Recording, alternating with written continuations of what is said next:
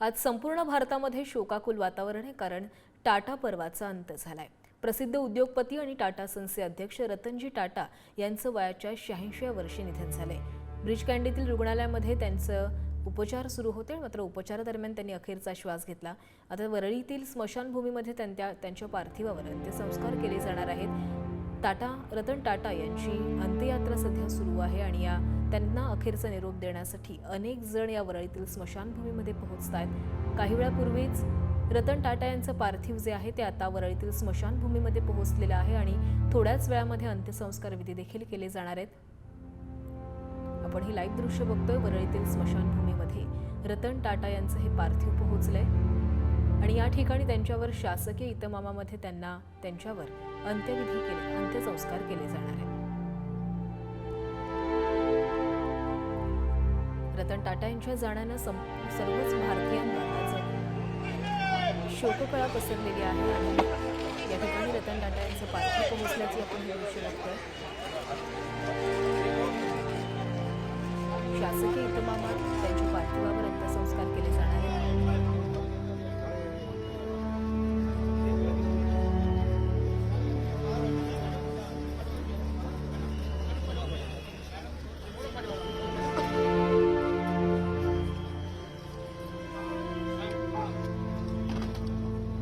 रतन टाटा यांनी वयाच्या 86व्या वर्षी अखेरचा श्वास घेतलेला आहे। 1961 साली रतन टाटा हे टाटा समूहामध्ये आलेले होते आणि त्या दिवसापासून रतन टाटा यांनी केलेलं काम हे आज प्रत्येकाच्या लक्षात राहणार आहे। त्या दिवसापासून त्यांनी सुरू केलेल्या कामामुळे आज टाटा समूह सर्वोच्च शिखरावर पोहोचलेला आहे। त्यामुळे रतन टाटा यांचं जे काम आहे, यांचे कर्तृत्व जे आहे ते अजरामर राहणार आहे।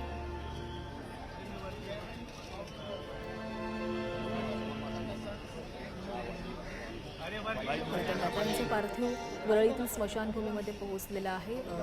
सकाळीच त्यांच्या पार्थिव हे अंत्यदर्शनासाठी ठेवण्यात आलेलं होतं। त्या ठिकाणी देखील मोठ्या संख्येने गर्दी झालेली होती आणि आता थोड्याच वेळामध्ये रतन टाटा यांना अखेरचा निरोप दिला जाणार आहे। त्यांच्या पार्थिवावर अंत्यसंस्कार केले जाणार आहेत।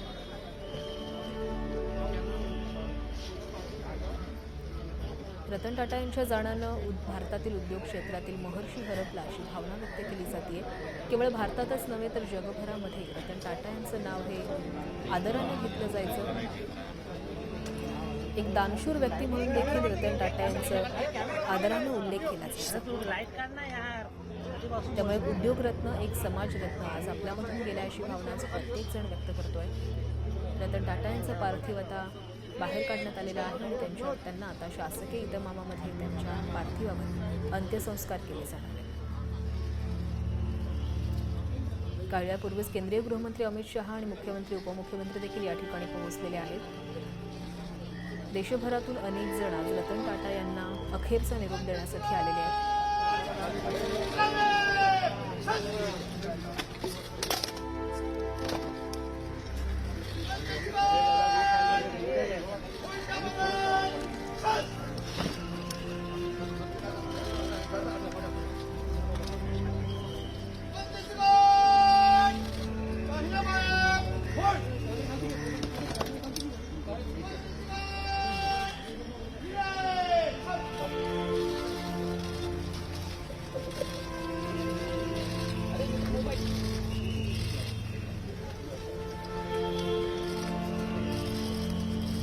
स्मशानभूमीतली आपण लाईव्ह दृश्य बघतोय। रतन टाटा यांच्या पार्थिवावर आता अंत्यसंस्कार केले जाणार आहेत। शासकीय इतमामामध्ये हे अंत्यसंस्कार पार पडतील। रतन टाटा यांना पद्मभूषण, पद्मविभूषण या पुरस्कारांना सन्मानित करण्यात आलं होतं। केवळ हेच नाही तर महाराष्ट्र भूषण पुरस्काराने देखील त्यांचा सन्मान करण्यात आलेला होता। त्यामुळे आज त्यांच्या पार्थिवावर शासकीय इतमामामध्ये अंत्यसंस्कार पार पडतील।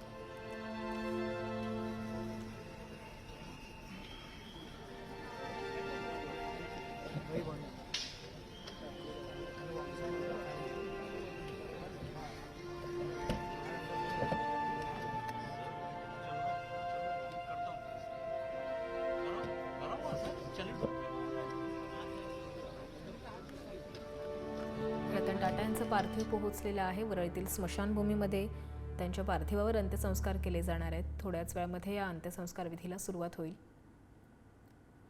काल रात्री रतन टाटा यांचं मुंबईतील ब्रिच कँडी रुग्णालयामध्ये निधन झालं. त्यांच्यावर रुग्णालयामध्ये अनेक दिवसांपासून उपचार सुरू होते. अगदी सोमवारी त्यांनी स्वतः त्यांच्या प्रकृतीविषयी सर्वांना माहिती दिलेली होती. मात्र त्यानंतर त्यांची प्रकृती खालावली आणि त्यांना ICUमध्ये दाखल करण्यात आलं होतं. आणि काल रात्री रतन टाटा यांच्या निधनाची बातमी, दुःखद बातमी समोर आली.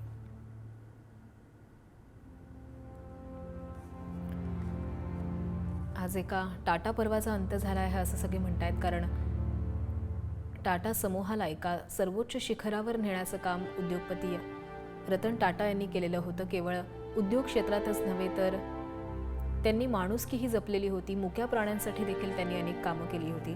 रतन टाटा यांनी जमशेदजी टाटा यांची परंपरा अखंडपणे चालू ठेवली.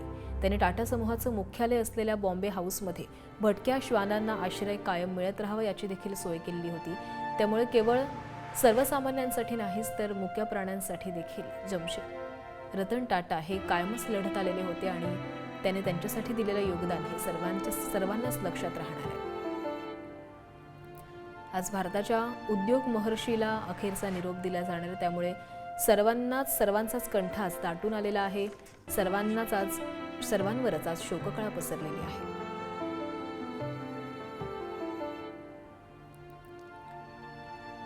रतन टाटा यांचं पार्थिव आता वरळीतील स्मशानभूमीमध्ये आलेलं आहे आणि त्यांच्या पार्थिवावर आता थोड्याच वेळामध्ये अंत्यसंस्कार केले जातील. रतन टाटांना अखेरचा निरोप देण्यासाठी जनसागर आलेला होता. देशभरातून आज अनेक जण रतन टाटांचं अंत्यदर्शन करण्यासाठी आलेले होते. आजच्या तरुण पिढीला देखील रतन टाटा यांच्या कामानं प्रेरित केलेलं होतं. त्यामुळे प्रत्येकाच्याच मनामध्ये रतन टाटा यांच्याबद्दल त्यांच्या मनामध्ये रतन टाटा यांच्याविषयी काही अशी जागा आहे जी त्यांच्या जाण्यानं कधीच भरून निघणार नाही अशी भावनाच प्रत्येकजण व्यक्त करतोय. आज भारताचा उद्योग महर्षी हरपलाय अशी भावना प्रत्येकाच्याच मनामध्ये आहे.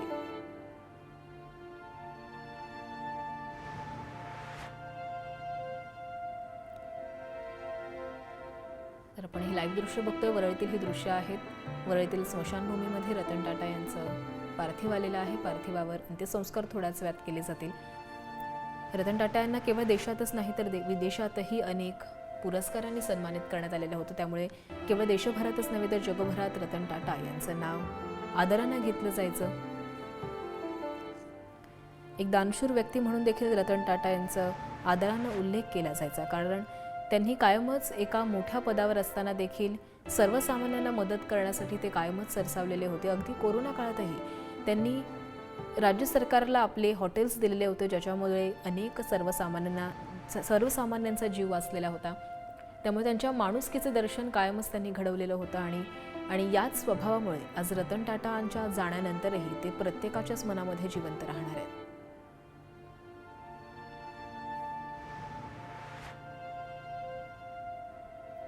रतन टाटा यांनी नेहमीच सामाजिक बांधिलकी जपलेली आहे. केवळ उद्योग क्षेत्रातच त्यांनी नाव कमावलेलं नव्हतं तर प्रत्येक सामान्य व्यक्तीच्या मनावर देखील त्यांचं नाव कोरलं गेलेलं होतं. कारण 1961 साली त्यांनी टाटा समूहामध्ये पदार्पण केलं आणि त्या दिवसापासून त्यांचा सुरू झालेला प्रवास आणि या प्रवासामध्ये त्यांनी टाटा समूहाला ज्या प्रकारे मोठं केलं, समूहाचं नाव ज्या प्रकारे मोठं केलं ते प्रत्येकाच्याच लक्षात राहणार आहे. थोड्याच वेळामध्ये रतन टाटा यांच्या पार्थिवावर अंत्यसंस्कार केले जाणार आहेत. आपण अनेकांच्या प्रतिक्रिया ऐकत होतो. अनेक जण आपली भावना व्यक्त करत होत्या. रतन टाटा यांचं जे काम आहे ते अमूल्य आहे आणि ते काम त्यांच्या जाण्यानंतरही प्रत्येकाच्या मनात ते तसंच राहणार आहे आणि त्यांची आठवण तशीच राहणार आहे. अनेकांनी आज रतन टाटा यांच्या आठवणींना देखील उजाळा दिलेला आहे. काळव्यापूर्वीच आपण रघुनाथ माशेलकर यांची देखील भावना ऐकलेल्या होत्या.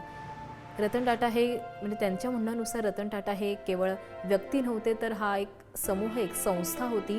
कारण व्यक्ती जातो मात्र जी संस्था जी आहे ती कायम राहते आणि रतन टाटा यांचं कामही जे आहे ते कायम अजरामर राहणार आहे. त्यांच्या जाण्यानंतरही त्यांचं काम जे आहे ते पुढच्या पिढ्यांपर्यंत पोहोचवलं जाणार आहे आणि पुढच्या पिढ्यांना देखील त्यांचं काम कायमच लक्षात राहणार आहे. शासकीय इतमामामध्ये आज त्यांच्या पार्थिवावर अंत्यसंस्कार केले जाणार आहेत. वरळीतील स्मशानभूमीमध्ये रतन टाटा यांचं पार्थिव पोहोचलेलं आहे.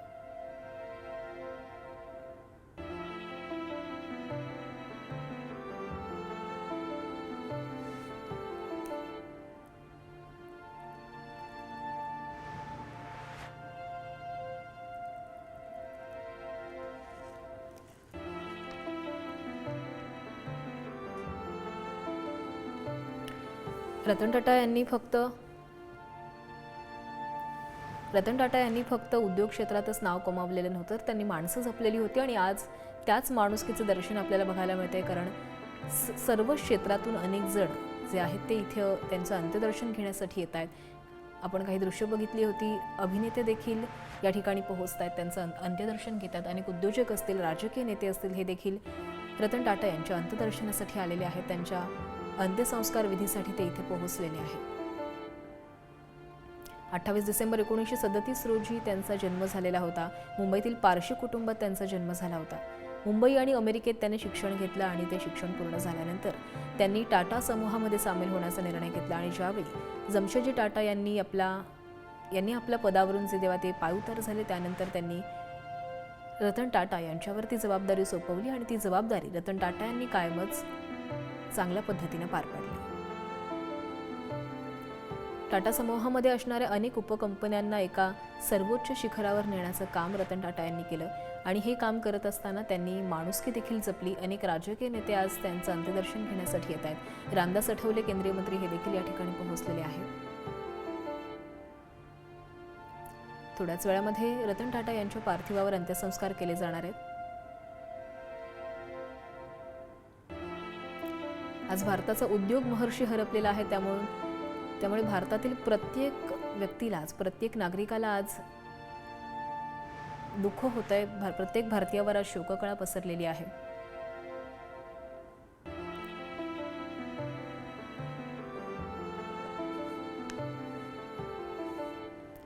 रतन टाटा एक माणूस म्हणून कायमच त्याचे एक श्रेष्ठ व्यक्तिमत्व म्हणून प्रत्येकाच्या समोर आलेले होते. त्यांनी आपल्या कंपन्यांमध्ये काम करणाऱ्या प्रत्येक व्यक्तीचा विचार केला. ते आपल्या कंपन्यांमधील कनिष्ठ पातळीवरील कर्मचाऱ्यांच्या देखील थेट संपर्कात राहायचे. त्यामुळे आपल्या समूहातील प्रत्येक कर्मचाऱ्याशी रतन टाटा यांचं एक वेगळं नातं जोडलं होतं आणि त्यामुळेच त्यांच्या जाण्याने आज त्यांच्या उद्योग समूहातील प्रत्येक कर्मचाऱ्यावर देखील शोककळा पसरलेली आहे.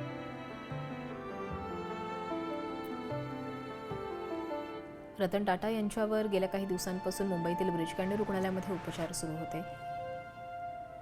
सोमवारी रात्री त्यांनी स्वतः त्यांच्या प्रकृतीविषयी देखील माहिती दिलेली होती. मात्र अचानक दुसऱ्या दिवशी त्यांची प्रकृती खालावली आणि त्यांना ICUमध्ये दाखल करण्यात आलं आणि त्या ठिकाणी त्यांच्यावर उपचार सुरू होते. त्यांची प्रकृती लवकर बरी व्हावी यासाठी अनेक जण प्रार्थना करत होते. मात्र काल रात्री त्यांची प्राणज्योत मालवलेली आहे. वयाच्या 86व्या वर्षी त्यांनी अखेरचा श्वास घेतला. वरळी स्मशानभूमीमधली आपण हे दृश्य बघत होतो. या ठिकाणी अनेक नेते मंडळी देखील आलेली आहेत. भारताच्या उद्योग महर्षीला अखेरचा निरोप देण्यासाठी आज मोठा जनसागर उसळलेला आहे आणि अनेक जण या ठिकाणी आलेले आहेत. आज सकाळपासूनच अनेकांनी त्यांचं अंत्यदर्शन घेण्यासाठी गर्दी केलेली होती. देशभरातून अनेक जण, केवळ देशभरातूनच नाही तर विदेशातून देखील रतन टाटा यांना श्रद्धांजली वाहिली जाते.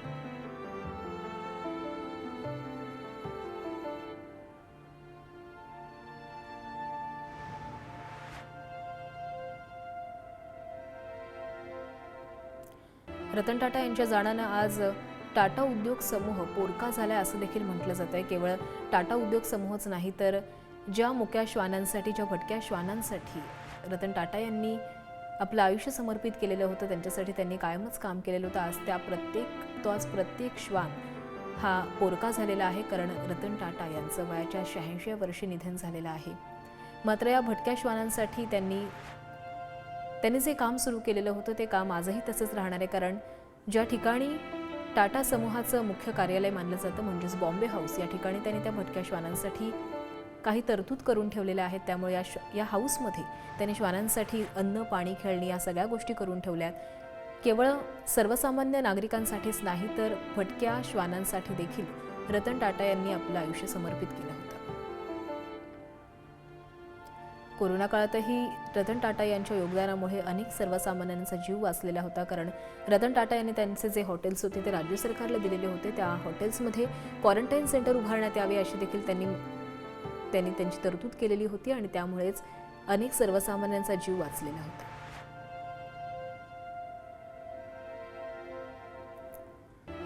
अगदी मुंबईमध्ये जो दहशतवादी हल्ला झालेला होता, त्यांच्या ज्या हॉटेलवर तो दहशतवादी हल्ला झाला आणि त्यानंतरही त्या हल्ल्यानंतरही त्यांनी ते हॉटेल पुन्हा एकदा उभं केलं आणि त्या हॉटेलमध्ये काम करणाऱ्या प्रत्येक कर्मचाऱ्याला त्यांनी तशीच साथ दिली. कुणालाही त्यांनी पोरकं एकटं सोडलं नाही. त्या संपूर्ण हल्ल्यानंतर, त्या जीवितहानीनंतरही रतन टाटा हे कायमच आपल्या सर्व कर्मचाऱ्यांसोबत उभे राहिले, कारण समूहामध्ये काम करणाऱ्या प्रत्येकासोबत